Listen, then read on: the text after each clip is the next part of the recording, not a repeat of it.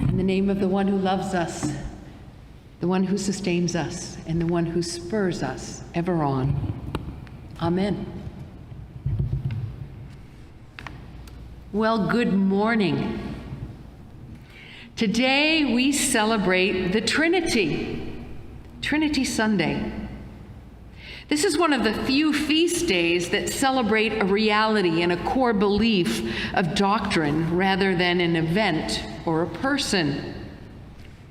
And I was hoping that Stephen would get this feast day in our preaching rotation because the doctrine of the Trinity has been one of the most controversial and often misunderstood teachings of the church, and not an easy one to preach on. But for centuries, theologians and people much smarter than me, as well as contemporary writers, have attempted to describe God and how we relate to God. Oh my goodness, who really understands it? And how does a sermon on the character of God as three in one and one in three make a difference in any of our lives? And yet, on this Sunday, Trinity Sunday, our lectionary gives us stories. In year A, the story of the Great Commission and Great Promise, I will always be with you. That was last year. And then how about Jesus' fantastic promise that there are some things his disciples can't yet hear, so the Spirit will guide them and us into all truth. That's what we're going to hear next year in year C. But today, the story of Jesus and Nicodemus, that's what we get.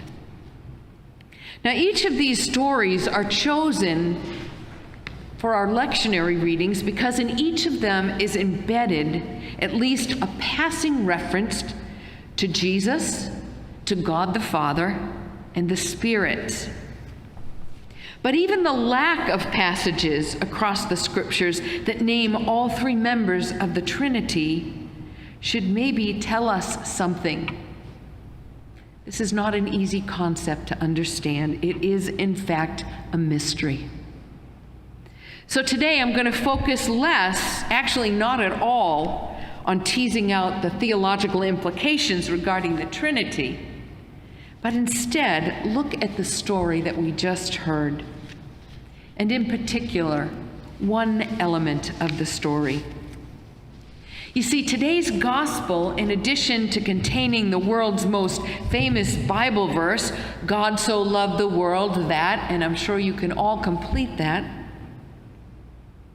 the story of Nicodemus offers us a picture of a man who is curious about Jesus, who may even want to believe, but struggles.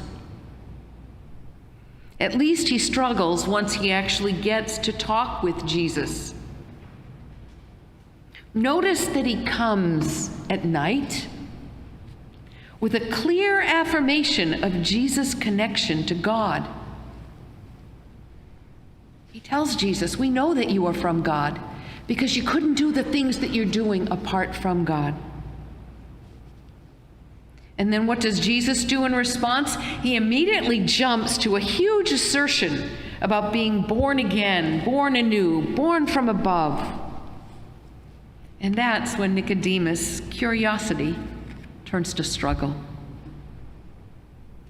And this is a fairly common technique in John's gospel, as the confusion or misunderstanding of a person gives Jesus a chance to elaborate. And that's just what he does. After Nicodemus' initial confusion stemming from taking Jesus' words literally, the only other thing Nicodemus says is, "How can this be?" Which gives Jesus an opportunity to explain. But I think what strikes me this week is that Nicodemus is one of the few kind of secondary characters that is not one of the disciples that appears at several points in John's gospel. Here, in his main appearance, And then again at the end of chapter 7, when Nicodemus, if not exactly standing up for Jesus, reminds his colleagues in the Sanhedrin that according to the law, they should not judge Jesus before giving him a trial. And what happens when he does this, when he stands up for Jesus? He is rebuked. But that's not the last that we hear from Nicodemus, because he makes a third appearance, this time after Jesus' crucifixion, when he accompanies Joseph of Arimathea to collect, anoint, and bury the body of Jesus, the one just executed by the Romans.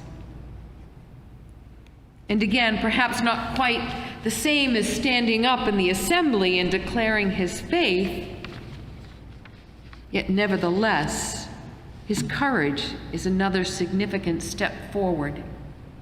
Because as by his action, Nicodemus declares this allegiance to the one who has just been executed for a capital offense. And I think that's what makes Nicodemus such an interesting character. The only one who shows up at multiple points in John's gospel, and at each point, he grows in his faith. Let's look at that trajectory.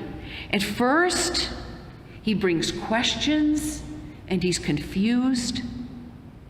Later, he invites others to slow down in their judgment. And finally, he publicly risks honoring the one just executed by his foe, the Romans. So faith, at least in Nicodemus's case, takes time. And indeed, his journey with Jesus continues across most of the Gospel of John, and we might assume beyond. It isn't a once and done. And I think, friends, that is indeed good news for all of us who are at different places in our faith journey. Perhaps for some of us, coming to faith was easy and fast and strong, and you've rarely had a doubt. For others of us, maybe most, faith comes more in fits and starts, 2 steps forward and 1 step back. Or at other times, it might seem clear, and then moves to murky and back to clear again. Or maybe faith even feels like a lot more like an endless series of questions, rather than easy and forthright affirmations on doctrines like the Trinity. And for those of us in this last category, and I count myself there more often than not, hearing Nicodemus' story once again is a reminder that God meets us wherever we are at and loves us just the same. Someone once said that Nicodemus is the patron saint of curiosity, but I think he might also be the patron saint of those of us with an uncomfortable or even restless faith. Not satisfied with easy answers, those who keep questioning, those who want to believe and also understand, but at least to believe even when we don't understand. But I think what's most important about this passage is not just what it says about Nicodemus, but what it says about God. God is patient. God is a love of relationship. And that no matter where we are on our faith journey, God doesn't give up. And if God keeps working in and through Nicodemus across 3 years and 16 chapters in John's Gospel, God is going to continue working in us and through us and in our relationships with each other, no matter how long it takes. And if there's a tie to the doctrine of the Trinity, maybe that's it. It's about relationship. We don't have to understand the Trinity to be part of this community, to be part of the church created, redeemed, and sustained by the triune God.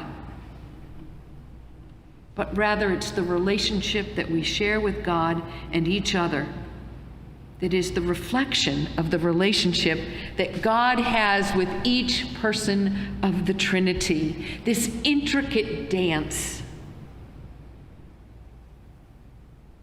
The God of the Trinity, friends, is a supersized God that orders and pervades all of life.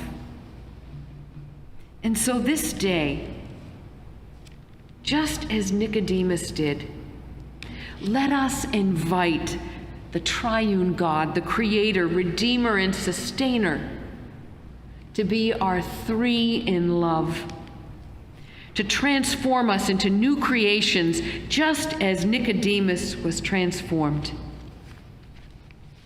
that we may truly keep becoming people of faith.